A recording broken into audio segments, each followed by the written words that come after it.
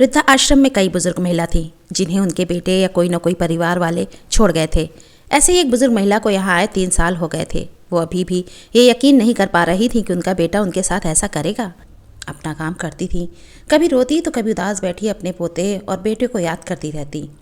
वहाँ उनके जैसी बहुत महिलाएं थीं, लेकिन उन सभी ने अब ये मान लिया था कि उनका यही घर है। कहते हैं कि बचपन और बुढ़ापे में कुछ समानता होती है। कभी कभी बुजुर्ग भी बच्चों की तरह जिद पर अड़ जाते हैं। ऐसे ही उन्होंने एक जिद पकड़ ली कि उनके बेटे को बुलाए। इस बार वो दीपावली अपने बेटे और पोते के साथ मनाना चाहती हैं।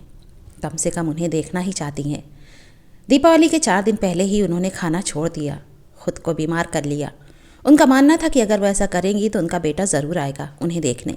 अब उन्हें क्या पता था, अगर उनके बेटे को उनकी परवाह होती तो वो उन्हें यूं ही क्यों छोड़कर जाता। आश्रम की देखरेख करने वाले मनोहर ने उन्हें बहुत समझाया।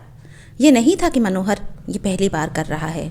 कभी कोई माँ अपने बेटे के लिए रोती तो कभी कोई। वो सबको संभालता, दिलासा देता, कोशिश करता कि वो जिससे मिलना चाहते हैं वो मिलवा दे।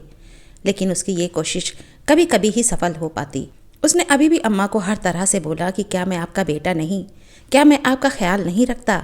अम्मा कहती रखता है, लेकिन मुझे अपने पोते को देखना है। फिर अम्मा ने उनके यहाँ आने की बात बताई। जब मैं यहाँ आई तब एक दीपावली पर उसने मुझसे पैसे मांगे थे। छोटा था, जिद करने लगा था। उसके माँ बाप घर पर नहीं थे तो मैंने उसकी माँ के कबाड़ से पैसे निकालकर उसके लिए दिवाली की खिलौने वाली बंदूक उसे दिला दी। बस यही गलती मुझसे हो गई। घर आकर जब बहू ने देखा तो उसने चोरी का इल्ज़ाम लगा दिया मुझ पर लगाया वो तो ठीक है, पर मेरे पोते को मारा, मेरे सामने उसकी बंदूक तोड़ दी। बस मेरा बेटा उसके कुछ दिन बाद मुझे यहाँ छोड़ गया। अब मैंने यहाँ काम करके कुछ पैसे जमा किए हैं। मुझे मेरे पोते को इससे कुछ लेकर देना है, वो बड़ा खुश होगा। मेरा बेटा इतना बुरा नहीं है। कहना माँ बीमार है, पोते को देखना चाहती है, वो ज़रूर आएगा। मनोहर ने माँ की जिद के बाद उनके बेटे को यहाँ बुलाना चाहा, लेकिन पता चला कि वो ये शहर छोड़कर चले गए। उनका कोई नंबर नहीं था, जो नंबर दिया था वो भी नहीं लग रहा था। मनोहर अब ये बात जाकर कैसे उस अम्मा को बताए, ये उसे समझ नहीं आ रहा था। अम्मा जिद पर अड़ी थीं, कहती थी कि अब अगर वो नहीं आया तो मुझे नहीं जीना। वैसे भी क्या है मेरे इस जीवन में ऐसा। मनोहर ने आकर अम्मा से कहा कि अम्मा तुम्हारा पोता दिवाली वाले दिन यानी कल आएगा, अब तुम खाना खा लो। अम्मा ने कहा नहीं, वो आएगा तभी खाना खाऊंगी, मुझे वो खिलाएगा। दीपावली की रात भी आ गई। अम्मा इंतज़ार कर रही थी। तभी मनोहर एक 7 साल के बच्चे को लेकर उनके सामने आया। अम्मा से कहा अम्मा देखो तुम्हारा पोता आया है। अम्मा ने खुशी से अपना चश्मा लगाकर उसकी ओर देखा। देखकर बोली ये तुम किसे ले आए हो, ये मेरा पोता नहीं है। माना कि मैंने उसे 3 साल से नहीं देखा, फिर भी तुमने ऐसा कैसे सोच लिया कि तुम किसी को भी ले आओगे और मैं उसे अपना पोता मान लूँगी। मैं उसकी दादी हूँ, उसे अच्छे से पहचानती हूँ, ये मेरा पोता नहीं है। मनोहर ने कहा अम्मा तुमने ठीक कहा, ये तुम्हारा पोता नहीं है। पता है ये कौन है? मनोहर ने उससे पूछा बेटा तुम्हारा नाम क्या है? लड़का बोला रवि। बेटा तुम्हारे मम्मी पापा कौन है? लड़का बोला पता नहीं। अच्छा तुम कहाँ रहते हो?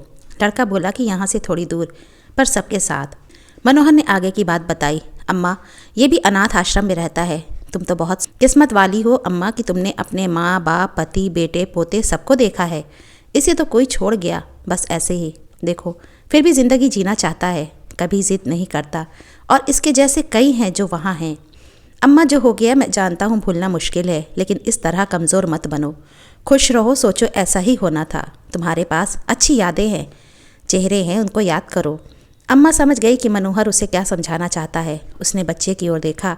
मासूम सा बच्चा चुपचाप अम्मा की ओर देख रहा था। मनोहर ने खाने की थाली मंगवाई और कहा कि तुमने कहा था कि तुम अपने पोते के हाथों से ही खाना खाओगी। देखो ये तुम्हारा पोता ही तो है। अम्मा ने उस मासूम बच्चे के हाथ से खाना खाया और उसने जो भी पैसे जोड़े थे उस बच्चे को दिए। कहा कि जो भी पसंद हो वो ले लेना। अम्मा ने जीवन की कड़वी सच्चाई को स्वीकार कर लिया। अब वो उस समय को याद करके दुखी नहीं, बल्कि उस समय की अच्छी यादों को याद करके खुश रहती हैं। मनोहर के एक सहयोगी ने उससे कहा कि तुम तो बड़ा अच्छा काम कर रहे हो। तब मनोहर ने कहा कि मैं नहीं चाहता हूँ ऐसा काम करना। मैं नहीं चाहता कि यहाँ कोई भी बेसहारा माँ आए, कोई बच्चा किसी अनाथ आश्रम को जाए, किसी को मेरी ज़रूरत ना पड़े। मेरे पास माँ नहीं है, मुझे उसकी उतनी कद्र है, ये कद्र सभी को हो, ऐसा मेरा मानना है।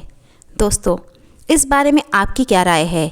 अपनी राय हमें ज़रूर दीजिए और कहानी अच्छी लगी हो तो प्लीज़ इसे लाइक कीजिए, शेयर कीजिए।